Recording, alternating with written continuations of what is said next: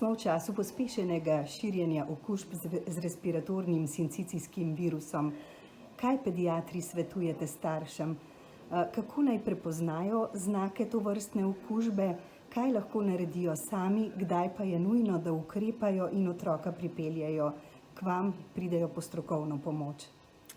Ja, torej, teh okužb zdaj opažamo zares veliko.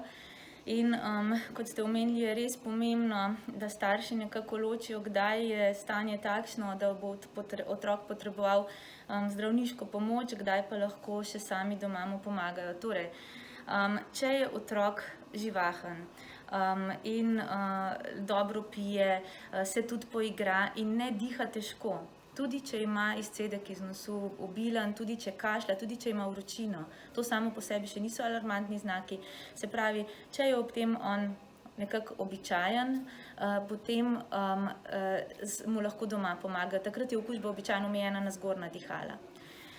In pomagajo s tem, da čistijo nosek, skrbijo za hidracijo in seveda znižujejo temperaturo.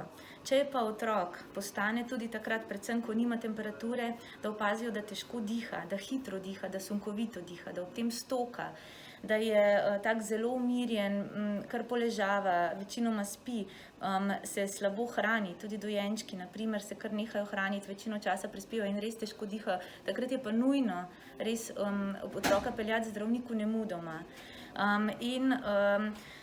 Ker to so znaki, da se je vnetje spustilo nižje nad pljuča, RSV povzroča ta bronhiolitis, pri katerem pride do pomanjkanja, do slabšega prehajanja kisika iz pljuč v kri in tak otrok bo potreboval zdravljenje v bolnišnici s kisikom.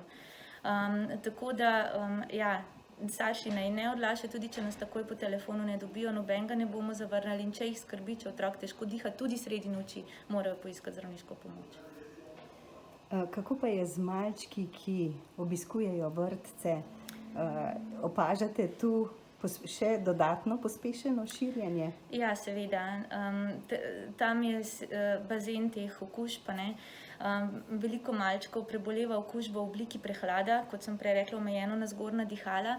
Je pa to seveda zelo nevarno, če imajo te malčki doma dojenčke, posebej so ogroženi majhni dojenčki, ki jim to okužbo prinesejo domov, v domače okolje iz vrtca, pri njih pa se pogosteje razvije bronhiolitis in lahko pride tudi do te dihalne stiske in lahko tudi do dihalne odpovedi. Zato res pozivamo starše, da začuvajo svoje dojenčke in novorojenčke in da za čas razsajanja respiratornih okužb vzamejo starejšega otroka iz vrtca. To je najboljša preventiva.